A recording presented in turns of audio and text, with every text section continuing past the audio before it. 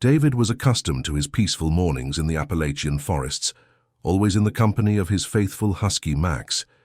They usually walked together through the morning mist, the rustle of wet leaves under their feet, and the distant sound of birds marking the beginning of the day. Max trotted with energy, sniffing every corner, alert to movements in the forest. But that morning something changed. A sharp rustle broke the silence, and suddenly Max tensed. Before David could call him, the dog lunged into the bushes and disappeared. David called him again and again, but received only the echo of his own voice in response. He moved along the paths, checking every fork, while shadows lengthened with the passing hours. The forest, usually peaceful, now seemed an impenetrable labyrinth. On the ground he found Max's leash, dropped, damp, with no trace of the dog. He returned alone to the cabin. Silence wrapped around him as thickly as the darkness that was falling. He placed a bowl of water on the porch with trembling hands and sat by the window, waiting. The night was long. Just before dawn, some noise woke him. He opened the door and there was Max. His fur was tangled with earth and leaves, his sides moving with difficulty, but his tail wagged weakly. David knelt and hugged him with relief. Then he saw it. Max was carrying something in his jaws. A small, trembling kitten covered with mud. He gently placed it on the doormat and pushed it with his nose toward David. But this was not an ordinary cat. Its yellow-green eyes, its way of looking, motionless without blinking, and the black tufts on the tips of its ears gave it away. David wrapped the little animal in his flannel shirt. He could feel its ribs under the tangled fur.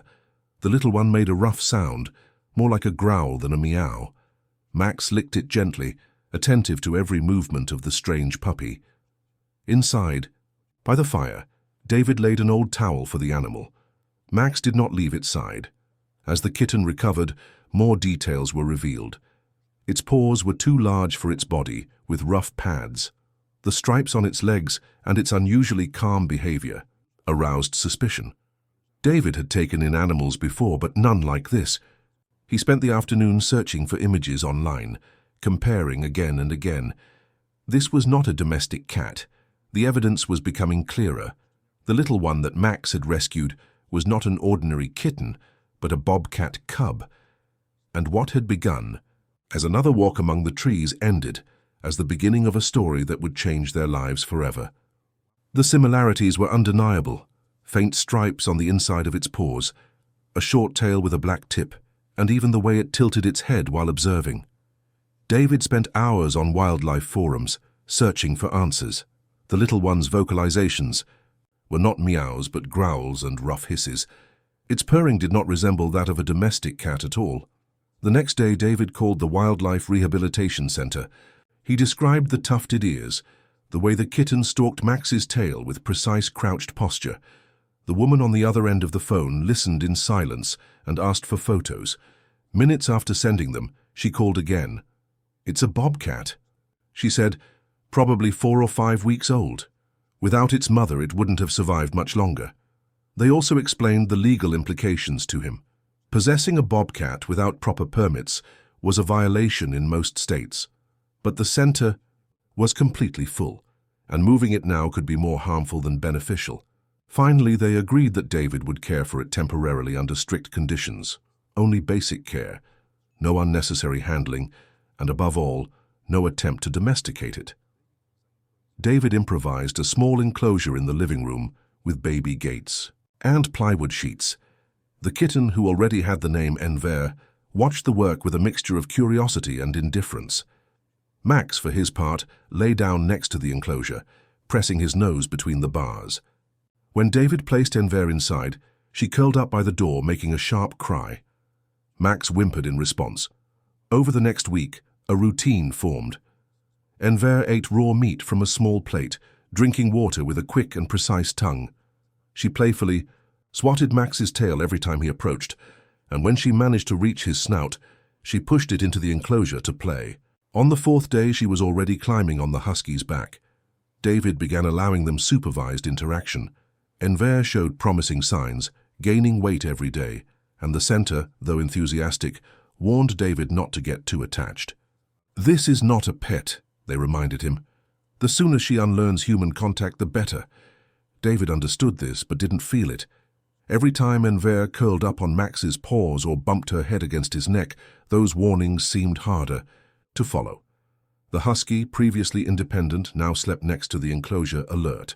If David opened the door, Max positioned himself as a guard, allowing Enver to lean on him but not allowing her to wander away. One afternoon, David found them curled in a perfect circle. She had her face buried in Max's side, and the husky, seeing David, raised his head and wagged his tail once, as if saying, "This is how it should be." The center mentioned plans for Enver's reintroduction, acclimatizing her in larger enclosures and eventual release. David, while gently scratching behind Max's ears, wondered how both would handle that day.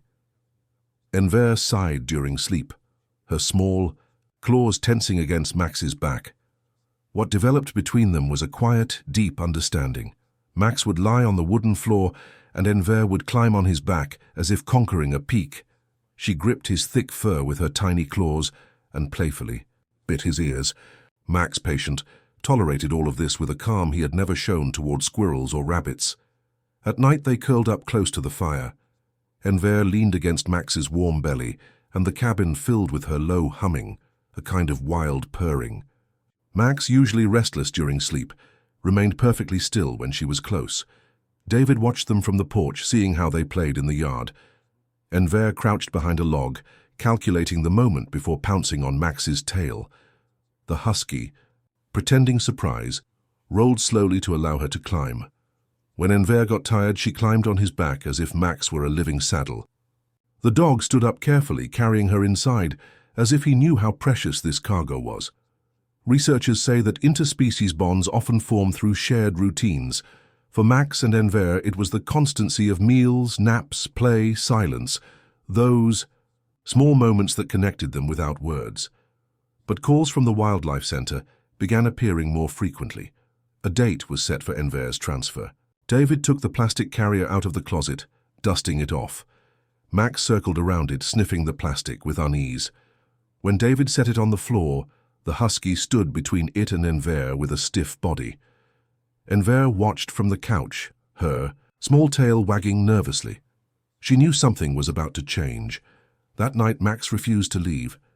He curled up next to Enver, surrounding her so tenderly that David couldn't distinguish where one ended and the other began. At noon, the rehabilitation center truck arrived. 2 caretakers got out, carrying thick gloves and a blanket. Max immediately stood up, placing himself in front of Enver, ears erect, alert. David, with a tight heart, had to hold Max firmly by the neck while the caretakers collected Enver. She didn't fight when placed in the carrier, but her golden eyes remained focused on Max the entire time. Just as the van doors were closing, Max let out such a heartbreaking howl that the caretakers stopped for a moment. One of them muttered something about rehabilitation statistics, but David wasn't listening. He just hugged his dog while the vehicle drove away down the dirt road. For days, Max wandered the property with his nose to the ground. He checked all the places where Enver liked to sleep, the sunny spot by the oak tree, the worn place on the porch where she sometimes sat watching, birds and the now empty enclosure with its door ajar. David tried to distract him with longer walks, but Max quickened his pace approaching the forest, as if expecting to see a small, striped face emerging from the bushes. 14 days after Enver's departure, David opened the door in the morning and discovered that Max had disappeared again. The leash still hung untouched on its hook. He went out and worried, called his name. Then he heard it, a rough, familiar growl. Near the tree, he was in the middle of work with an axe when the sound made him stop. He slowly lowered the blade, and there she was, Enver about 10 meters away. Her fur shone bright and complete. She was no longer the disheveled young one he remembered. She took a step toward him, then another, and David noticed a slight limp. A long scar ran along her left side. Before he could react, Max jumped from the porch, almost knocking him over. He ran toward Enver. She didn't flee. She crouched, wagging her tail, and then jumped toward him. They met in a tangle of fur, paws, and joyful growls. David dropped the axe and just watched them. When he called the wildlife center, they confirmed that Enver had disappeared from her enclosure 3 days earlier. They had searched the forests without success. She had escaped through a gap of only 4 inches between panels. "Bobcats are fluid when they're motivated," said the center director, between frustration and impression. The center was 15 miles away in a straight line, with a river and 2 roads in between. However, Enver had traveled that entire route, limping to return. Experts explained that bobcats possess extraordinary orientation abilities. They follow scent trails, detect magnetic fields. Some even believe they follow stars. But none of these methods explained why a hand-raised bobcat would travel so far just to meet again with a domestic dog. When the center staff came for her, they found her curled next to Max in his doghouse. She had her head resting on his ribs. One of the caretakers took a photo with his phone. Legal barriers still applied. State law prohibited keeping bobcats as pets, and the center had to follow protocols. Nevertheless, after seeing Enver's condition, she had lost weight, was injured, and needed care. An emergency meeting was called. Most revealing was her reaction to separation from Max. She refused to eat, paced back and forth, restlessly. Completely unusual behavior. At the center, this lasted 2 weeks of negotiations. David's property bordered a protected zone, forest ideal for controlled transition. Wildlife officials approved a special permit to build an enclosure after inspecting the terrain. This was the first time something like this had been authorized in that county. The space measures 30 by 60 feet and is surrounded by welded mesh walls that extend 4 feet underground to prevent the animal from digging under. Sliding doors lead to the edge of the forest, allowing Enver to enter and exit when she wants. Motion sensor cameras monitor her movements. The first night after installing the enclosure, David feared that Enver would escape forever. But that didn't happen. She spent hours exploring every corner before returning to the place where Max was waiting for her, right by the fence. Months later, this routine continues. She spends mornings hunting among the trees, afternoons sleeping under dappled sunlight, and at dusk playing with Max through the bars, as if both were puppies. Some nights, when the air cools, David finds them curled together again in the dog's house, as at the beginning, with Enver vibrating gently, her deep breathing echoing off the wooden walls. Quarterly checks from the center confirm that Enver is doing well. Her weight has stabilized, the limping has disappeared, and she shows not the slightest interest in leaving the territory she worked so hard to return to. The center no longer talks about her eventual release, especially since last winter. The camera captured the moment when she dragged a freshly caught rabbit to Max, leaving it at his paws like a gift. That same morning, David watched her from the kitchen window. Enver emerged from the forest with a chick in her teeth.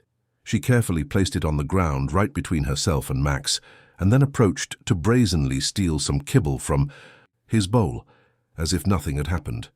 Now he sees them again from that same window.